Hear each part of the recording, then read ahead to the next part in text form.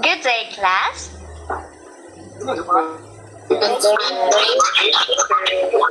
May I request Eliza to lead the prayer?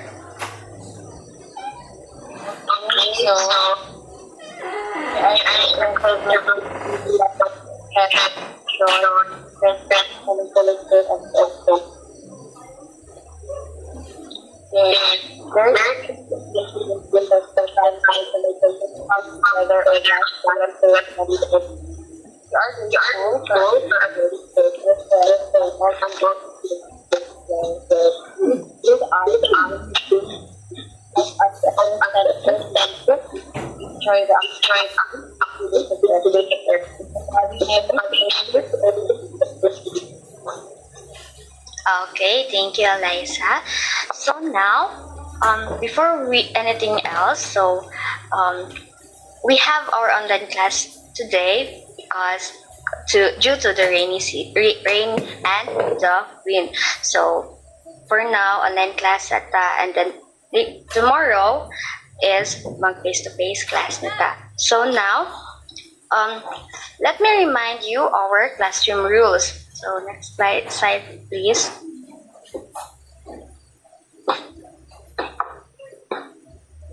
So our classroom rules is first, don't disturb others. Raise your hand if you want to answer. Be respectful. Be quiet and listen to the teacher. Next slide. So the goal of this lesson is, by the end of the lesson, the students are expected to describe the different process of the water cycle: evaporation, condensation, precipitation, and collection. Recognize the basic components of water cycle by associating each water cycle components, and create a simple diagram model of the water cycle with at least 18% accuracy. Next slide. So now, before that, who can recall what is our lesson all about last meeting? Anyone? About Yes, very good. About the photosynthesis. So now, I have here a pictures of a water. So I want you to observe that picture. What is the difference of that picture? So I will give you 3 seconds to observe that picture. And after that, I will ask a question.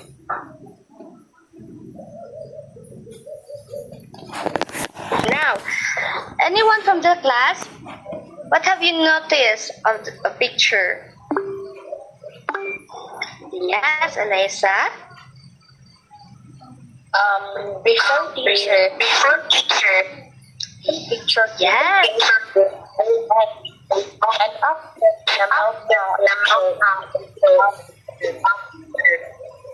Yes, very good. So let's give Eliza a virtual clap, everyone. Okay, so next slide.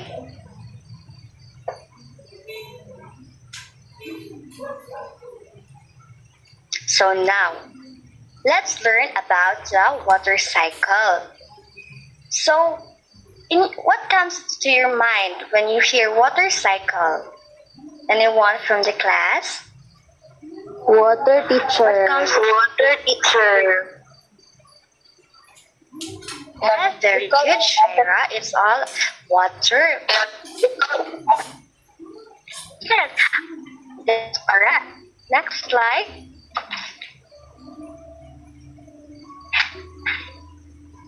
So now, the water cycle is, we have a name for each part of the water cycle. We have evaporation, condensation, precipitation, and the collection.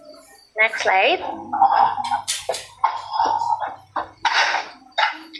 So, before we explore for our explanation, so we have an activity. I will group you into 4 groups, and all you have to do is to experiment this mini water cycle model. So I have here the procedure on what you have to do and the experiment. So first is put warm water in a bowl, cover with plastic wrap, place under a lamp, and observe what happens. So this activity is I will give you 5 minutes to do this activity, and after that you will answer the question provided. So your time is start now. Alright, so the time is up. So please next slide.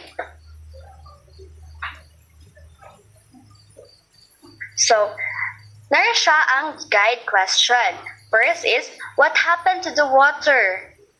Second, what formed on the plastic cover?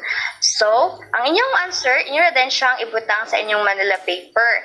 And then, after inyong answer, write inyong answer sa Manila paper, i-keep lang na siya, and then tomorrow, i-bring na dayon ninyo siya para later din ninyo na siya i-present during sa atong face-to-face class. Understand? Yes, teacher. Yes, teacher. Okay, so next slide, please. So now, phases of water. So, water on Earth can be either solid, liquid, or gas. So, ang solid water is ice, diba? Kanang atong ginagamit para kung gusto ng water, diba? Atong maggamit ng ice. And then for the liquid water, is kanang like water first, lake, and the ocean. And then for the water vapor, is mana siya ang kanang water vapor into like a steam from the boiling water. So mana siya ang water vapor. Next slide, please.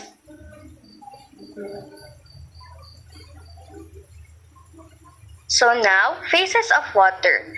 Liquid water is found in the rivers, lakes, ocean, and groundwater. Snow is solid water.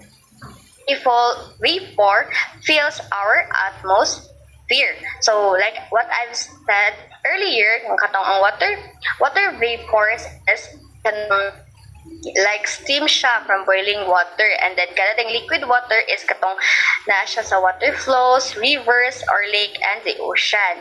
Next slide, please. And then now, we have here liquid to gas. So, liquid to gas is, let's start with liquid water. Water in your glass and water in a lake or ocean. When water gets warm, water molecules begin moving faster. Some move so fast that they break away and float up into the air. This is called evaporation. So, like for example, kanang naglaba ka, diba, basa man kina siya, tapos imo siyang, need mo siya nga ipauga. So, kanang, while gapauga is, diba, ang sun man ang mukuan ana, sun ang musuyop or mukuan sa evaporate sa kanang basa, bantong mauga dayon siya. So that is the example, kanang wet clothes drying under the sun. Mana siya example sa evaporation. And then next one is, next slide. The sun, thermal energy, the phase change of water from liquid to gas.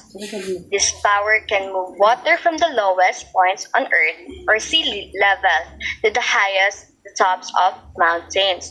So, ang pag-evaporate sa sun is taas gid kayo siya, like thermal energy jud siya. Anyone from the class, what did you what is your idea of the thermal energy? Anyone?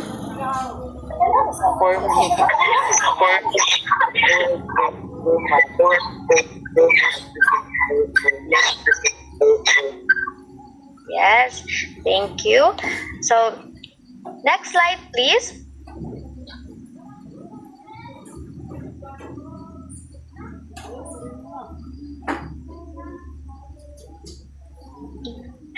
So, the gas and to liquid. So, may I request Shaira to please read the gas to liquid. Gas to liquid. It can hold as much water vapor. The water vapor contains in tiny droplets of liquid water. Water droplets forming clouds. This is the process of condensation. Yes. So the gas to liquid is when a gas cools down and turns into a liquid. For example, kanang pagbagon nimong mata, mato ka sa mirror, and then mo breathe ka dito, breathe frogging. Tapos, di ba naman kay na may makita nimo there ang mura siya kanang water ay mura siya na siya water bitaw sa sa amin. So, water vapor turn into liquid droplets. So, mura siyang example po dayon. Next slide. So, falling liquid or solid. So, when enough water condenses in a cloud, the drops get so heavy. The fall from the cloud, this is called precipitation. So, like heavy na when the clouds heavy na siya is mo na siyang reason nga nang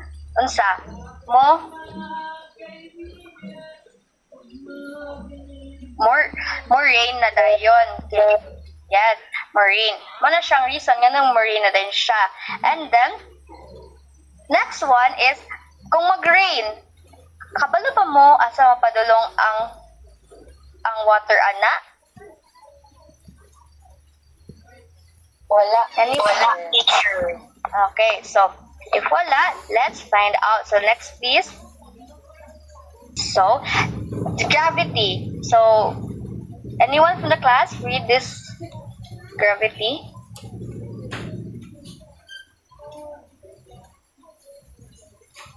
Gravity. Yes. Gravity falls.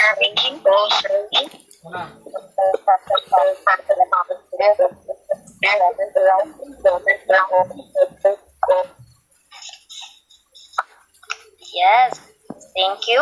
So, gravity is a force that pulls things towards each other on Earth. So, it pulls objects towards the ground. For example, when you drop an apple, diba, it falls to the ground. So, it's the same sa rain. If mag-rain, is dire siya mo fall sa ground or river or lake or sa mga plants. There na siya mo fall. Dayon, next, more to the water cycle. There na din siya. If mahuman siya, mag-rain, na-fall naman ang water sa ground, plants, or sa lake. Na-fall naman siya. After sa rain, is napamanjid na siya pilin ng mga tubig-tubig sa ground or sa plants. Dayon, there na po dayon siya nga kanang mo balik na po dayon siya og evaporate sa balik na po din siya evaporate, okay? Mag-sun naman po dayon, suyo po na po dayon sa sun ang katong water nga nangabilin sa ubos. Next. So, naradayon siya ang kanang cycle sa water. So, first is the evaporation, condensation, precipitation, and collection. So, balik-balik na dyan na siya until the end. Walay makahumanan nga pagtuyok-tuyok nga kaan. So, now, we have the water cycle. Water continues to move through the water cycle forever. So, natuder siya ang evaporation, padulong sa sun, transpiration, then condensation dayon sa clouds, then maulan dayon, hantudan nga mo ato siya sa ground, which is kanang collection dayon siya padulong. Next. Okay, do you have any questions? Also for teacher. Okay. So, did you understand our lesson for today? Yes. Okay. So now we will have a written quiz. So I want you to get your notebook and write your name. Also, write 1 to 4 and answer these questions. If you're done, you will keep sa ana tapos ipasa ra Japon tomorrow sa ato ang face-to-face. And for your assignment, draw the water cycle in your notebook and write 5 sentences explaining how it works. Again, your assignment is to draw the water cycle in your notebook and write 5 sentences explaining how it works. Did you understand? Yes, teacher. Yes, teacher. Okay. So if you have any question, that will be all. Thank you and goodbye, class. Goodbye, teacher. Goodbye. Bye. Goodbye, teacher.